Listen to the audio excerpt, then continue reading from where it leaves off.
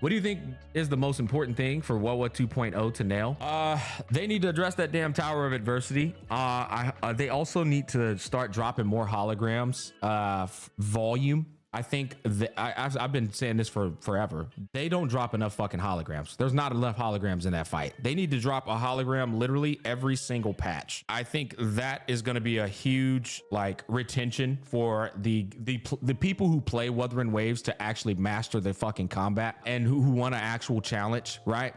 So I think we need more holograms, creativity. And the Tower of Adversity needs to be improved upon. I think they need to do similar to what Zenless Zone Zero's doing. Basically like rewarding you for dodging in terms of like a point system, rewarding you for getting your Forte circuit up or doing auto attacks with fucking Shorekeeper. Like, right? Because doing auto attacks with Shorekeeper, not really a point to it, right? So I feel like they need to do more of a integral Tower of Adversity pertaining to the combat of the characters and the intricacies of Wuthering Waves combat. But maybe they have. We might be going into 2.0 and they might have already done it. Like I'm telling you, it wouldn't surprise me at all if we watch 2.0 and they've already improved on Tower of Adversity with the shit I've been saying. Here's the funny thing, guys. Everything I've ever complained about in Wuthering Waves has been improved. Everything I have ever said has been improved. If I complained about TOA, I guarantee you they're probably going to improve it. But, you know, as much as these retarded Kudo bots love to try to paint me out as some villain, yeah, I think I'm one of the main people pushing for fucking Wuthering Waves being improved upon. Sweating for DPS, ain't it, for people? I think they should do like rare spawns, like oh yeah, dude, that's another one. No. Yes, I brought that up a previous stream. Yes, Wuthering Waves needs to improve on its exploration. I think it's got a type of model that thrives under exploration. That like boss spawn, I literally mentioned this. What stream was it where I mentioned this? That RNG boss spawn in the open world would literally save Wuthering Waves exploration. It would, because it would give people to actually it would give people the #1 significance to actually roam around, because you're trying to like find a boss to spawn while you're just hanging out, and make the boss insanely fucking hard. Like make the boss insanely hard, because then when skilled players actually beat the boss, you have those bragging rights. And if you get clapped, it's just gonna be funny. You're gonna get roasted by your fucking chat and your communities. I 100% think they should spawn a fucking like RNG bosses all around the map. But that's what I said. There just needs to be more volume of holograms. And they can be holograms in the form of RNG. I think that would be great. And their puzzles are so boring. I mean, that's kind of like, that's just how these gacha games, honestly, that's how they roll, bro. All the puzzles in these gacha games are, I don't know, pretty lackluster if you ask me. Ryuku Sensei had a good idea where he said enemies should spawn depending on the daytime. I don't like controlled spawns. I don't. If you ever played one of the greatest RNG spawns of all time, which is Final Fantasy 11, as well as Xenoblade Chronicles, you don't really want to have you don't want to control spawns. They're RNG because the surprise factor is what gives you that excitement and that rush and that oh shit feeling.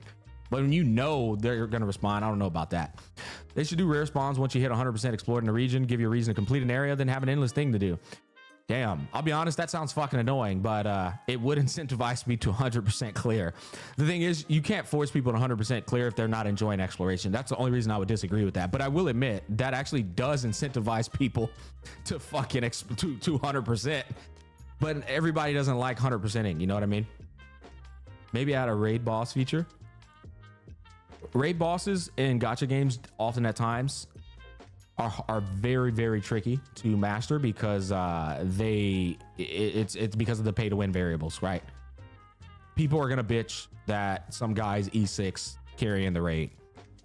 It's like the whole beauty of a raid, guys, you gotta understand, like the foundation of raids. The whole beauty of a raid is like having a team effort at beating a boss, and everyone feels like that they allocated a good degree of effort and like value to the raid.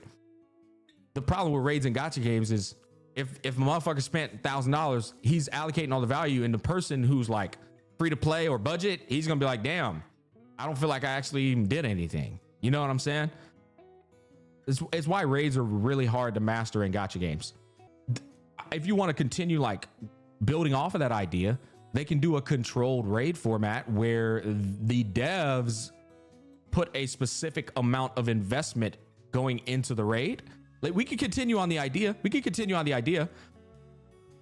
Put a specific amount of investment in the raid so that you can't pay to win the raid. And that would be pretty fun, but I don't know, man. I don't know if they would actually put those extra resources into something like that, you know? You want to know one thing I would love to see in Wuthering Waves? That would be another one-up to Hoyo. Enabling people to use multiple versions of the Rover at the same time in Tower of Adversity. But as I said, these gacha companies, they don't want to give a free character that much power. Being able to use the literal free to play character, like free 99 character on both sides, it's just, and they're not monetized. I never could see any of these gacha companies doing that. But if they did, that would be one hell of a, like, another one up over Hoyo. Oh, bro, if they did that, I would grill Hoyo fucking alive. I would fucking like bring that up and shit all on Hoyo if they did it, bro. I'll be honest with you. PGR is a fucking ant to these gacha games we're talking about right now. So I'll be honest, with all due respect, this is not me hating on, this is being fact. It doesn't matter what PGR is doing because it's not of relevancy to the vast majority of the gacha space. You have your PGR niche players and that is it. It makes way more of a statement when you're like battling the big dogs and still doing big dick things like what I just mentioned. That's what I'm trying to tell you. PGR is so insignificant that it doesn't really matter what they do. It's not really going to change anything. They don't have any real like leeway in the space to make waves.